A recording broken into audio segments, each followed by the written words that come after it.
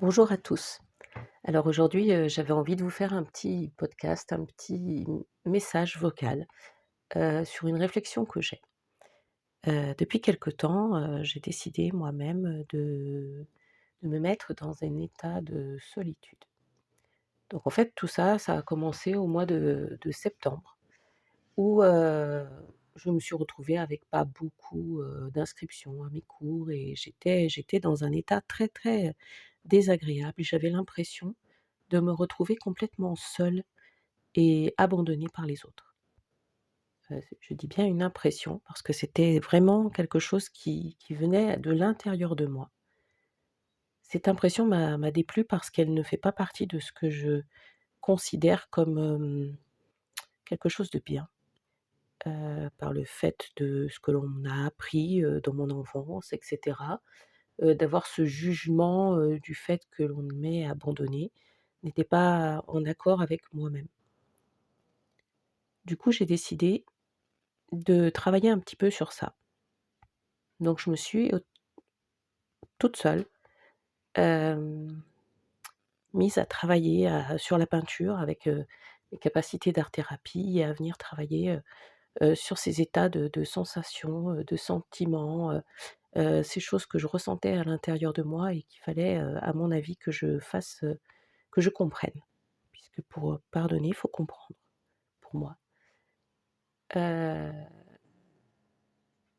En même temps, personne ne s'inscrivait toujours. Donc l'univers m'encourageait dans ma démarche. Heu, j'étais pas seule chez moi puisque je suis accompagnée, hein, j'ai une famille et cetera, mais j'avais ce sentiment de solitude qui était pesant et qui était pas agréable. Du coup, j'ai décidé, comme je fais toujours, de me plonger vraiment dans cet état de solitude et puis de voir comment ça fonctionne. Donc en réponse, j'ai commencé à me dire: «Ben, qu'est-ce que tu ferais si tu étais seule? Qu'est-ce que tu fais quand tu es toi-même?» Du coup, je me suis rendu compte qu'en fait, je ne savais presque pas qui j'étais, ce que je valais, ce que je savais faire seule, ce que je pouvais, compter sur moi pour faire. Donc je me suis mise à faire des choses. J'ai commencé à ranger mes cartons et à être dans un espèce de bulle particulière où je ne correspondais pas avec grand monde, où je répondais à quelques questions. De temps en temps, je me raccrochais, hop, hop, hop, la société, ouh là là, la société, mon téléphone et tout ça.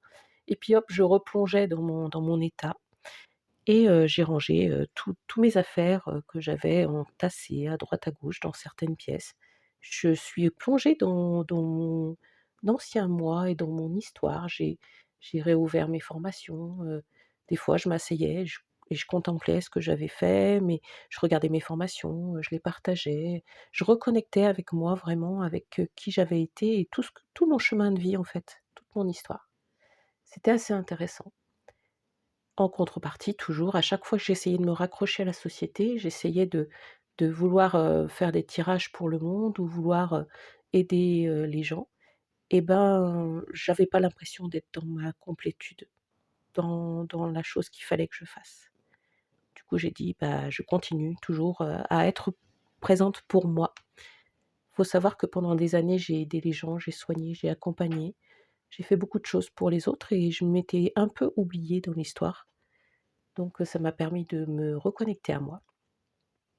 Donc quand on parle de la solitude, souvent les gens parlent de la solitude, «Oh là là, ma pauvre, qu'est-ce que tu es seule». J'ai eu certaines amies qui se sont inquiétées en me disant: «Fais attention, peut-être que tu files un mauvais coton, tu es en train de faire une dépression». Moi, je me sentais pas du tout dans une dépression. C'est sûr que des jours, c'était difficile de creuser au fond de moi parce qu'il y a toujours le petit déclic du début de la journée. Quand on se lève, on a nos petites habitudes de vouloir regarder Facebook, de vouloir communiquer avec des gens, de vouloir être avec l'autre, comme on a toujours fait et puis après, une fois qu'on a enclenché la chose et qu'on se met dans notre bulle et que je me mets à créer, à dessiner, à faire des choses et ben, j'étais bien.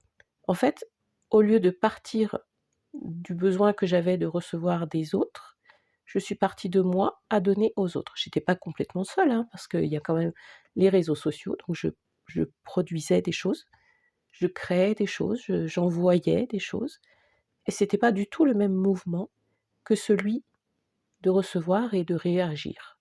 C'était pas du tout la même façon de vivre, dans mon espace. Donc je voulais vous parler de ça parce qu'à l'heure d'aujourd'hui, je suis encore, dans cette espèce de rangement, de triage et cetera. J'ai quand même besoin des interactions sociales et de discuter avec des gens. J'ai quand même ce besoin d'échange, parce que je pense que c'est tout simplement humain, d'échange avec, j'ai un chien qui me suit fidèlement un peu de partout et puis j'ai mes abonnés que je voudrais remercier, qui me suivent et qui de temps en temps réagissent à mes publications. Je vais continuer encore un petit peu ce chemin. Par contre, je suis présente pour ceux qui me demandent, mais je ressens le besoin que les gens, viennent vers moi au lieu que j'aille vers eux. Depuis toujours, je suis toujours allée vers les gens et c'est vrai que quand j'ai décidé d'arrêter d'aller vers eux, il y a personne. Je me suis rendu compte que moi, les gens ne venaient pas vers moi parce qu'ils étaient tellement habitués à ce que j'aille vers eux, que finalement ils me demandaient pas, si moi j'allais bien, si j'étais présente, si pourquoi je ne venais pas, ni rien du tout. Donc du coup, je suis en réflexion par rapport à cette chose-là. Chacun est dans son univers, à présent et tourne autour de lui-même. C'est un peu compliqué à concevoir quand on a eu une éducation de partage et d'échange, mais c'est quelque chose qui est intéressant à expérimenter. Donc voilà, j'expérimente. Si vous avez envie, dites-moi vos échanges sur la solitude, ce que vous en pensez et éventuellement, comment vous la ressentez. Cette solitude pour moi, elle est salvatrice. Elle me permet, je me rends compte que plusieurs fois dans ma vie, j'ai fait des phases d'introspection comme ça et c'est les phases où j'ai sorti les plus belles réalisations.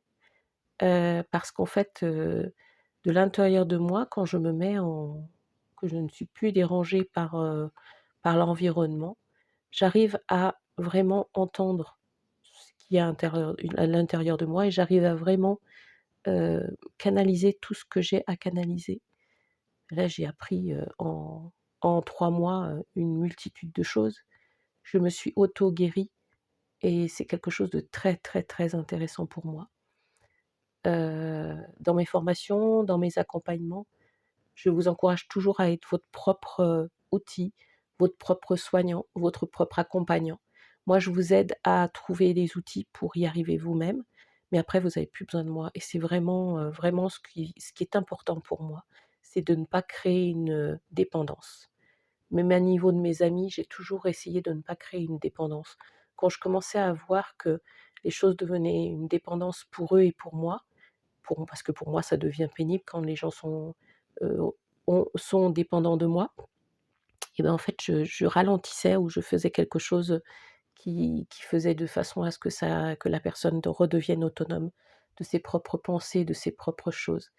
Donc en fait, ça fait partie de moi, d'enseigner ça aussi, d'enseigner l'autonomie. Voilà. Je vous remercie de m'avoir écoutée jusque-là et puis peut-être que je ferai d'autres podcasts. C'est tout neuf, c'est tout récent. Dites-moi ce que vous en pensez et si ça vous plaît. Moi, j'aime beaucoup en tout cas.